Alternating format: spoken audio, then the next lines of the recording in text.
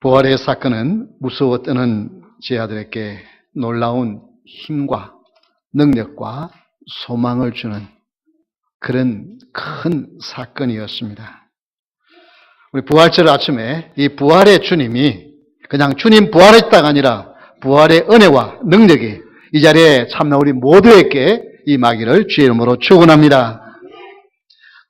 엠마오로 가던 두 제자는 너무나도 실망했습니다. 왜냐하면 예수님께서 자기들의 위대한 선지자로 메시아로 등극하실 줄 알았는데 어이없이 십자가에 죽으시는 모습을 보고 힘없이 엠마오로 내려가고 있었습니다.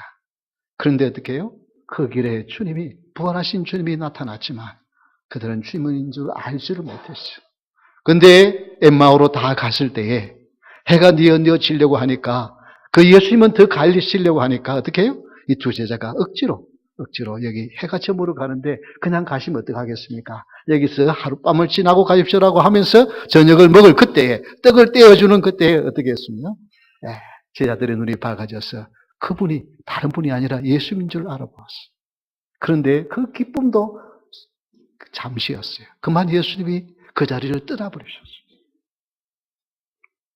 그래서 예수님을 본 그 감격과 정말 그것을 믿어야 할지 믿지 못해야 할지 그래서 예루살렘으로 돌아와서 제 아들에게 말하니까 제 아들도 그런 소리를 들었지만 부활하신 주님을 만나지 못하는 그런 상황에 당국자들이 감시가 심한 것을 알고 있고 잡히면 그들도 예수님처럼 십자가에 못 박혀 죽을 가능성이 있기 때문에 두려움 가운데 떨면서 어디로 갈 수도 없고 그렇다고 그냥 흩어질 수도 없고 이제 모여서 있을 그때에 주님이 오셔서 하신 말씀이에요.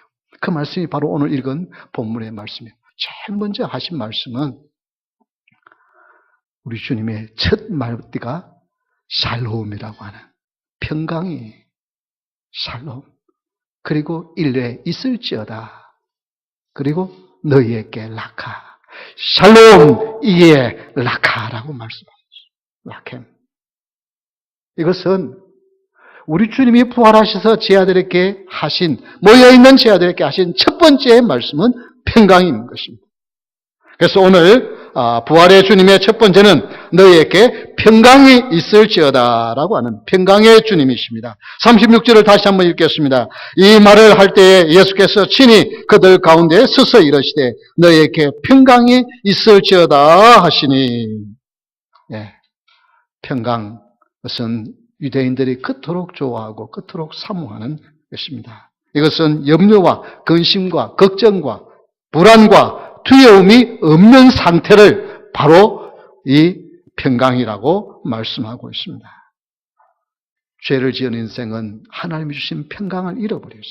그런데 부활의 주님은 그 두려워 떨고 있고 정말 앞으로 어떻게 해야 할지 염려하고 근심하고 걱정하고 불안한 그들에게 우리 주님이 제일 먼저 하신 말씀은 너희에게 평강이 있을지어다. 평강을 주신 줄 믿으시기 바랍니다. 그래서 우리의 부활하신 주님은 평강의 주님. 여러분 어떤 마음을 가지고 이 자리에 와 앉아 계십니까? 어떤 여러분을 짓누르는 염려와 근심, 걱정과 불안이 있습니까? 부활의 주님이 이 시간 깨끗이 옮겨준 줄 믿고 주님께 맡기시기를 주의 이름으로 축원합니다. 민수기 6장 26절 말씀 우리 다 같이 한번 함께 읽겠습니다. 여호와는 그 얼굴을 내게로 향하여 드사 평강 주시기를 원하노라 할지니라 하라. 그 다음 없어요?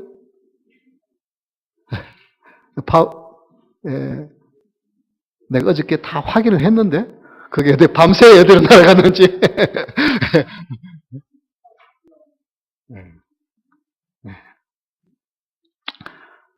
이것은 제사장들이 하나님 앞에 제사오는 백성들에게 날 축복하도록 하는 축복의 말씀 중에 하나예요. 제사를 오는 사람들은 어떤 사람이에요? 죄를 지어서 가만히 있으면 하나님의 벌이 내릴 것 같아요. 그래서 양이나 소나 어떨 때는 가난한 사람은 비둘기라도 가지고 와서 제사를 드려야 했어요. 그때 제사 드리는 그들에게 제장들은 꼭 이 축복을 해주도록 하셨어요. 그게 어떻게 해요? 평강의 주시기를 그럽니다. 하나님께서 얼굴을 행하여서 너희에게 평강을 주시기를 원하라고 구약의 제사로운 백성들에게, 두려워 떠는 백성들에게 이 말씀을 주셨습니다. 우리 주님도 이 땅에 오셨어요. 두려워 떠는 제자들만 아니라 오늘 이 자리에 이 하나님 앞에 예배하게 나온 여러분에게 똑같은 말씀을 주십니다. 요한복음 20장 21절의 말씀입니다. 우리 같이 읽겠습니다. 예수께서 또 이러시되 너희에게 평강이 있을지어다. 아버지께서 나를 보내신 것 같이 나이도 너희를 보내라. 예수께서 어떻게 해요? 평강이 너희에게 있을지어다. 그러면서 평강을 가진 자만이 어떻게 해요? 나가서 복음을 전할 수 있어요. 내 마음에 평강이 없이 염려와 근심과 걱정과 불안을 여전히 가지고 있으면서 우리는 나가서 복음을 전할 수가 없어요. 그래서 이 시간 여러분, 부활하신 주님 앞에 부활의 주님을 찬양하는 것만 아니라 부활의 주님의 은혜로 여러분 가운데 모든 염려와 근심이 떠나가고 평강을 주신 그 주님, 그 평강을 붙들고 나갈 수 있기를 주의 이름으로 축원합니다. 구원의 그 의미가 바로 평강으로 나타났습니다. 그래서 평강의 하나님, 구원의 하나님 똑같은 의미인 것입니다. 마귀는 여러분의 마음에 평강을 빼앗아 가려고 여러 가지로 시험합니다. 그러나 여러분, 어떤 염려와 근심이 다가온다 할지라도 평강의 주님, 부활의 주님은 평강을 주시는 주님이시죠. 그 주님이 지금 살아계시기에 내 마음의 평강을 빼앗기지 않는 그런 축복을 누리기를 바랍니다. 지난주에 칼럼에서도 약간 언급을 드렸습니다만 세상은 갈수록 점점 기독교에 대하여 이제 박해가 심합니다. 특별히 계획주의 신앙을 가지고 하나님의 말씀을 그대로 믿는 자들은 너무나도 많은 어려움을 겪고 있어요. 오늘 아침 뉴스도 스리랑카에서 교회에 폭발물이 터졌어요. 보면서 200 확인된 사람만 최소한 207명 그리고 500명 이상의 사람들이 부상을 입었어요. 이처럼 복음 때문에, 신앙 때문에 어느 시대보다 21세기에 더 많은 순교자가 나오고 있습니다.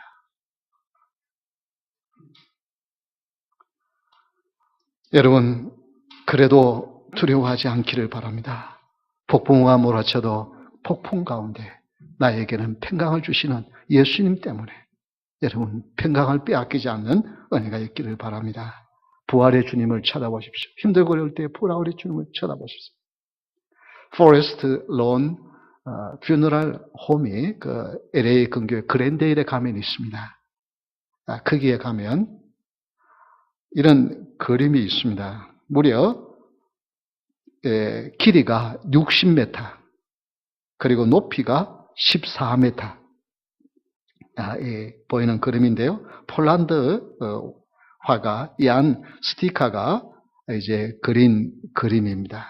그것인데요. 저도 오래전에 가서 한번 그 그림을 보았는데 그 다음 장면을 한번 보면 거기에 보면은 이게 왼쪽 하단에 보면 이 사람들이 나옵니다. 그 중에 제일 끝에 있는 사람이 누구냐면 사도 바울이에요. 그러니까 바울도 예수님을 어떻게 해요?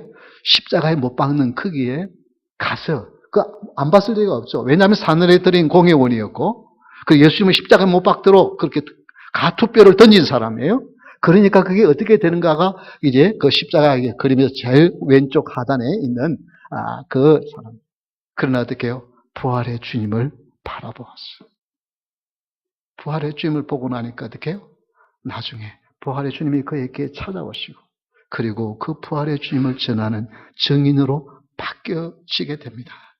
여러분, 어떤 상황이든 주님을 쳐다보면 그 주님의 은혜 가운데 어느 누구도 빼앗아갈 수 없는 평강의 주님이 계시고 그 부활의 주님을 바라본 사람은 어떤 행편과 처지 가운데서도 여러분 평강을 잊어버리지 않는 능력의 사람이 될 줄 믿으시기 바랍니다. 두 번째 부활의 주님은 38절에 보면 어찌하여 마음에 의심이 일어나느냐라고 우리 주님이 책망하십니다. 그래서 부활의 주님은 의심을 제거한 확신의 주님이십니다. 다 같이 한번 따라합시다. 확신의 주님. 두려운 사람은 모든 것을 의심합니다. 이제 두려워하지 않는 사람은 그냥 뭐 이렇게 지나요. 근데 내가 두려움을 가지고 있으면 모든 것을 의심해요. 그래서 제 아들은 예수님의 십자가의 죽으심으로 말미암아 극도의 불안에 빠져 있었기 때문에 예수님이 부활하셔서 나타나셨음에도 불구하고 어떻게 해요? 믿지 못하는 바로 두려움이 그들 가운데 있었기 때문인 것입니다. 근데 우리 주님은 살아계시다 이렇게 말씀하셨습니다. 마태복음 10장 26절 우리 다 같이 읽겠습니다. 그런즉 그들을 두려워하지 말라. 감추인 것이 드러나지 않을 것이 없고 숨은 것이 알려지지 않을 것이 없느니라. 예, 두려워하지 마십시오. 생명은 드러나기 마련이고 아무리 진리를 숨기려고 한다 할지라도 부활의 주님이 살아계시기 여러분 진리는 승리하고 드러나게 될 줄 믿으시기 바랍니다. 여러분 부활의 이 생명이고 진리가 되신 예수님을 붙들기만 하면 여러분 당당하게 살아갈 수 있는 능력이 여러분에게 찾아오는 줄 믿으시기 바랍니다. 부활의 주님은 확신과 승리를 주시는 분입니다. 그래서 고린도전서 15장 57절에서 58절에 이렇게 당당하게 사도 바울은 외칩니다. 다 같이 읽겠습니다. 우리 주 예수 그리스도로 말미암아 우리에게 승리를 주시는 하나님께 감사하노니 그러므로 내 사랑하는 형제들아 견실하며 흔들리지 말고 항상 주의 일에 더욱 힘쓰는 자들이 되라. 이는 너희 수고가 주 안에서 헛되지 않은 줄을 알미니라. 예. 여러분 부활의 이 소망을 가진 자는 흔들리지 않습니다.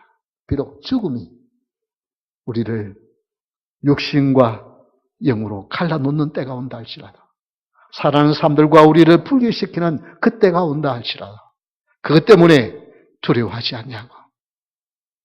죽음을 이기시고 부활하신 예수님 때문에 당당하게 확신 가운데 살아가는 우리가 된 줄을 믿으시기 바랍니다. 부활의 주님은 패배자가 승자가 되게 하시고 두려운 자가 확신 가운데 살아가는 당당한 자로 만들어 주십니다. 브레넌 매닝이라고 하는 분이 있습니다. 이분은 수많은 저서를 써서 유명한 분인데요. 그 중에 가장 유명한 책이 불황화 복음이라고 하는 레가 머핀 가스필이라고 하는 다음 우리 한번 PPT 한번 보여주시겠어요? 예, 이분입니다.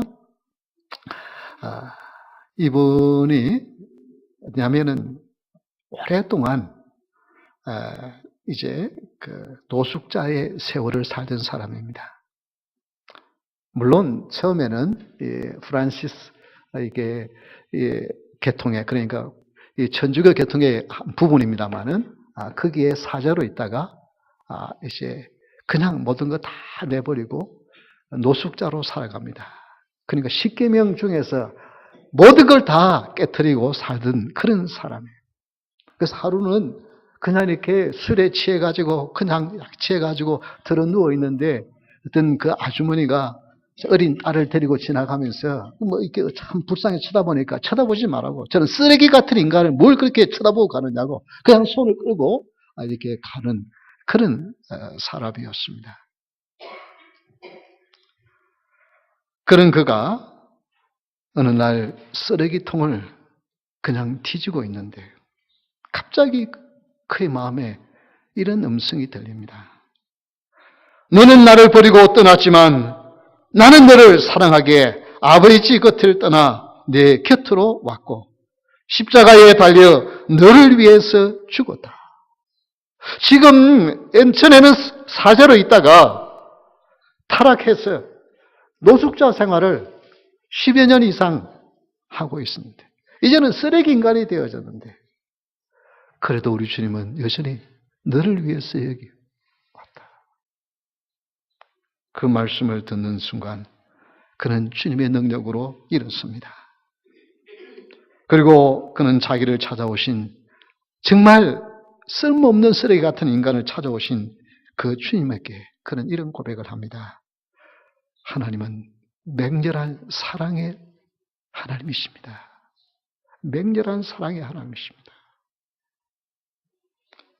그래서 그는 이렇게 자신을 수많은 사람들에게 이 불안과 복음을 인하여 많은 사람들이 은혜를 받고, 그래, 나 같은 죄인을 찾아오신 하나님, 아무런 조건 없이 찾아오신 그 하나님, 그 하나님의 복음을 전하니까 많은 개신교에서 그를 불러서 복음을 듣습니다. 그럴 때마다 그는 이렇게 자신을 소개합니다. 나는 불행은입니다.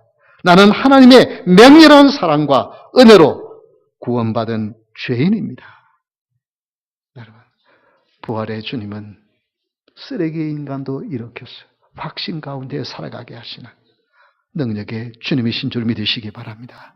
원수 마귀는 너 같은 그 믿음을 가지고 무슨 기적이 일어나고, 너 같은 그런 부족한 믿음을 가지고 무슨 하나님의 권세와 능력을 체험하며 살겠느냐고. 하나님은 너같이 부족한 사람은 쳐다보지도 않는다고. 마귀는 자꾸만 그렇게 여러분의 마음속에 거짓말을 심어요. 그럴 때 여러분 당당하게 대답하시기를 바랍니다. 그래, 나는 쓰레기 같은 인간이고 나는 내 놀만이 없는 너무나도 클레 같은 부족한 믿음이지만 우리 예수님의 믿음은 부활하신 주님이시고 그 부활의 주님을 믿는 자에게는 부활의 근세와 능력이 나에게 나타나신다고 약속하신 그 부활의 주님의 능력으로 나는 기적을 일으킬 수 있고 근세와 능력을 행할 수 있다고 당당하게 대답할 수 있기를 주의 이름으로 축원합니다. 원수 마귀의 거짓말을 믿지 마십시오. 나 같은 부족한 인생을 우리 주님은 친히 찾아오셨어요. 내가 너 같은 부족한 인생을 위하여 십자가에 죽으셨고 너 같은 자를 일으키기 위하여 3일 만에 부활하셨다고 하신 이 복음의 소식을 여러분 놓치지 않기를 바랍니다. 이 불에는 그가 정말 부끄러워서라도 어떻게 돌아오겠어요. 사제로 있다가 온갖 죄를 다 짓고 그냥 다 내버리고 하나님도 필요 없다고 내버리고 쓰레기통을 뒤지면서 수십 년을 살았는데 어떻게 하나님께 돌아오겠어요? 어떻게 그 하나님의 복음을 전할 수 있겠다고 그러겠어요? 그런데 아닙니다. 주님은 아무런 조건 없이 여러분을 사랑하시는 줄 믿으시기 바랍니다. 조건을 달면 그때부터 그것은 복음이 아니라 원수 마귀의 말인 것입니다. 그냥 내 모습 이대로 받으시는 주님, 그 주님 때문에 감사하며 사는, 확신 가운데 사는 여러분 될 수 있기를 주의 이름으로 축원합니다.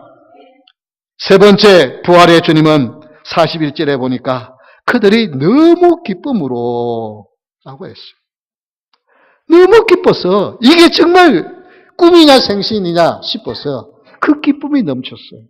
그래서 부활의 주님은 기쁨의 주님이십니다. 첫 번째 주님은 어떤 주님이라고요? 네, 평강의 주님, 샬롬의 주님. 두 번째로 어떤 주님이라고요? 확신의 주님, 부활의 주님은 확신 가운데 살게 하십니다. 그리고 세 번째, 부활의 주님은 어떤 주님이라고요? 기쁨의 주님. 이 기쁨 가지고 살아가는 저와 여러분이 되시기를 바랍니다. 그들이 너무 기쁨을 아직도 믿지 못하고 놀랍게 여길 때 그 기쁨을 계속하여 유지시키시기를 원하면서 여기에 무슨 먹을 것이 있느냐? 왜냐하면 영은 먹지를 못하는데 육을 가지신 주님은 손과 발을 보라, 만져보라. 그리고 그저 영은 먹지 못하지만 뭐 먹을 것이 없느냐? 그러니까 생선 한 토막을 드리니까 그것을 잡수시면서 그들에게 그 기쁨을 유지시켜 주셨어요. 지금도 우리 주님은 부활하여 살아계시면서 염려하고 근심하고 걱정하고 불안하는 사람, 좌절 가운데 사는 자들에게 기쁨을 주시기를 원하십니다. 그 부활의 주님을 만난 사람은 어떤 인생과 처지 가운데서도 기뻐하며 사는 줄 믿으시기 바랍니다. 요한복음 20장 20절의 말씀 우리 다 같이 한번 읽겠습니다. 이 말씀을 하시고 손과 옆구리를 보이시니 제 아들이 주를 보고 기뻐하더라. 두려워 떠는 자들께 찾아오셔서 확신과 기쁨을 주시는 주님. 부활의 주님을 만난 자는 기뻐할 수밖에 없습니다. 예수님을 믿는 사람은 얼굴에 웃음이 있어야 합니다. 부활의 주님은 기쁨의 주님이에요. 그래서 지금까지 우리가 살아오면서 여러 가지 염려와 근심과 어쩌나 몸이 아프고 힘들면 나도 모르게 얼굴이 찡그러질 수밖에 없고요. 걱정할 것이 있으면 나도 모르게요. 고개가 숙여질 수밖에 없어요. 그런데 부활의 주님이 찾아오면 거기에서 기뻐할 수 있어요. 먼저 그래서 여러분이 마음에 기쁨을 빼앗기지 않는 자가 되기를 바랍니다. 어떤 상황 가운데서도 여러분 마음의 기쁨이. 그래서 마음속에 염려와 근심과 걱정과 불안이 찾아오면 이건 마귀가 주는 거예요. 그냥 예수님 이름으로 물리치십시오. 그리고 여러분 얼굴도 이제 마음도 그렇지만 얼굴 표정도 관리를 해야 돼요. 이제 지금부터 얼굴 표정도 관리를 하는데 어떻게 해요? 우리 최대한 한번 멋있게 웃어보십시오. 미소를 지어보십시오. 최대한 한번 미소. 옆에 사람 보시고 한번 웃어보십시오. 최대한 옆에 사람 보시고 그냥 저 쳐다보지 말고 옆에 분 보시고 한번 웃어보세요. 한번 웃어보세요. 이게 처음에는 쉽지 않은데요. 우리 한국 분들은 참 이렇게 웃는 게 참 잘 안 돼요. 전에 우리 성도님들 여기 다 있는데 미국 분인 글렌이 한번 여기 성도들 모아놓고 사진을 찍으면서 이렇게 스마일 이렇게 하니까 뭐 다들 웃으려고 애를 쓰는데 왜 얼굴 다 찡그리고 있느냐고. 우리는 웃는 것 같은데 미국 사람 보기에는 찡그리고 모양이에요. 이게 참 쉬운 일이 아니에요. 그래서 여러분 거울 보고 새벽에 아침에 일어나면 여러분 이 양치질 하시기 거울 보시면 양치질 하시잖아요.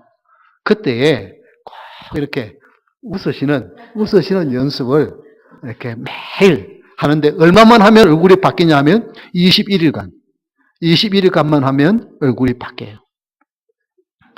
여러분 21일간 했는데 안 바뀌었다. 그러면 저한테 오세요. 제가 바꿔드릴 테니까 제가 이게 이 수술을 하는데 가서 보내가지고라도 바꿔드릴 테니까 21일간 내가 그렇게 노력을 했는데 얼굴이 안 변하더라. 그러면 그렇게 하루도 안 빠지고 그렇게 했는데 안 변하더라. 그럼 제가 책임질게요. 해보십시오. 아니 제가 실제로 제가 그 노력을 했어요. 이게 목사가요. 저는 보면은 좀 이렇게 완벽주의적인 성격이에요. 완벽적인 성격이기에 이게 뭐 이렇게 한 거는 늘 마음에 안 차요. 뭐 하는 거든지. 내 자신에게도 마음에 안 차고 남이 하는 것도 별 마음에 안 차고. 그러니까요. 얼굴 표정이 제가요. 딱 얼굴 표정 하고 있으면 누구 얼굴 같아요? 제가 좀 굳어 있으면 박정희 얼굴이고 박정희 얼굴이고요. 그래서 제가 선글라스를 잘 안 끼요. 선글라스 딱 끼면 눈매가 좀 안 닮아서 그렇지 박정희하고 너무 많이 닮았어. 근데 조금 웃으면 이명박 좀 얼굴이 나와요.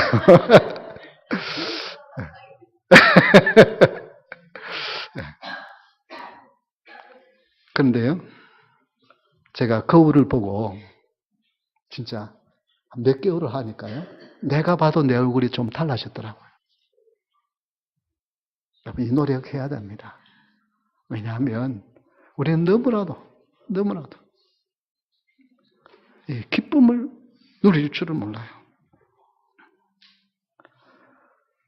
요한복음 15장 11절 말씀 우리 다 같이 읽겠습니다. 내가 이것을 너희에게 이름은 내 기쁨이 너희 안에 있어 너희 기쁨을 충만하게 하려 합니다. 기쁨이 그냥 뒤에서 조금 쫄쫄쫄 있는 것이 아니라 예수님의 기쁨이 충만하게 하기 위해서. 그래서 여러분 기뻐하며 감사하며 하는 것이 하나님의 축복인데 믿으시기 바랍니다. 내가 이렇게 그냥 요거 가지고 기뻐하면 또 마귀가 틈타지 않을까? 시험하지 않을까? 이렇게 조마조마하면서 이렇게 살지 마십시오. 부활의 주님은 얼마든지 기뻐하며 살 수 있도록 여러분에게 기쁨을 충만하게 하신 줄 믿으시기 바랍니다. 그래서 여러분 어떤 이유에서든지 염려와 근심과 걱정이 자리 잡지 못하도록 하십시오. 우리 인간이기 때문에요. 슬픈 일이 있으면 눈에 눈물이 나기 마련입니다. 걱정이 있으면요. 한숨이 나오기 마련이고요. 어깨가 처지기 마련입니다. 그런데 예수님을 믿는 사람은 부활의 예수님을 믿는 사람은 그러다가 다시 일어서는 기적이 있는 줄 믿으시기 바랍니다. 그게 사로잡혀 살지는 않아요. 순간적으로 염려와 근심과 걱정과 불안이 찾아와서 기쁨을 잃어버릴 때가 있고 눈에서 눈물이 흐를 때가 있어요. 그렇지만 그 슬픔에 사로잡혀서는 살지 않습니다. 그래서 슬픔이 찾아올 때 낯선 예수 이름을 모으니 슬픔은 떠나갈지어다 외치시고, 여러분 주님 주시는 기쁨으로, 그래 우리 주님의 기쁨, 부활하신 주님이 계시는데, 기쁨을 충만하게 하시는 주님이 계시는데 내가 왜 그 기쁨을 빼앗기며 살아야지? 아니야. 그러면서 웃으며 사는 여러분 될 수 있기를 주 이름으로 축원합니다. 그래서 여러분 얼굴에 이거 지금부터 노래 가셔야 된다니까요. 노래 가시는데 여러분 보면은요, 화사하게 웃는 그런 탤런트들이, 배우들이 그냥 그런 게 아니에요. 날마다 그걸 보면서 연습하는 거예요. 날마다 그걸 보면서 연습해요. 그냥 일어나는 게 아니에요. 그러니까 여러분 예수 믿는 사람 표정 관리해야 돼. 얼마나 미인이냐, 얼마나 미남이냐, 그거 그렇게 중요한 게 아니에요. 얼굴에 웃음이 있는 사람이 가장 미녀요 미남인 줄 믿으시기 바랍니다. 웃으면서 살아야 돼요. 웃으면서. 그래서 여러분 정말 어떤 일이든지 얼굴에 웃음을 띠는 여러분 될 수 있기를 바랍니다. 조지 몰간 목사님, 매사추세츠 주에 있는 한 시골 교회에서 목회할 때 자기가 경험한 것을 이렇게 했습니다. 톰이라고 하는 소년이 있었는데 이 어린 소년이 너무 몸이 약했어요. 늘 휠체어를 타고, 그래서 교회 올 때도 휠체어를 타고 가요. 그런데 이제 부활절을 앞두고 종려 주일 때 한 주 전에 이제 주일학교 선생님이 플라스틱으로 된 계란이 있잖아요. 플라스틱으로 된 계란을 하나씩 이렇게 비어 있는 거죠. 그걸 주면서 다음 주에 올 때는 생명을 담아가지고 오라고. 그러니까 생명을 담아가지고. 그러니까 이 주일학교 아이들이 집에 가가지고 고민을 합니다. 뭘 담아올까? 그래가지고 어떤 꽃을 이렇게 따가지고 꽃머리를 거기다가 꽃을 이렇게 가져오기도 하고, 어떤 이제 곤충들, 살아있는 벌레들을 거기다가 담아가지고 이렇게 오는데, 이 톰이라고 하는 소녀는 그냥 빈 걸 가지고 온 거예요.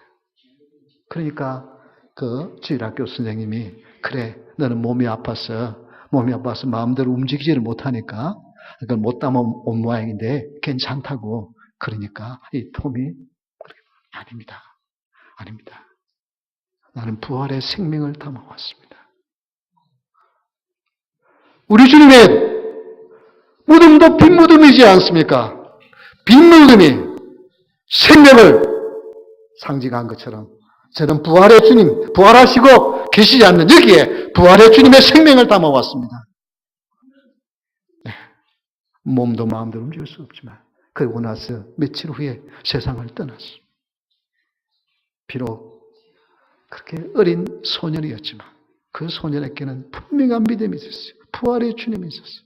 이 땅에서는 비록 그렇게 휠체어에 의해서 살지만 내 안에는 부활의 주님이 있기에 나는 감사하면서 그 부활의 주님을 전하고, 그래서 이 목사님은 그 사건을 평생 잊을 수가 없었어요. 글을 쓴 것을 보았습니다.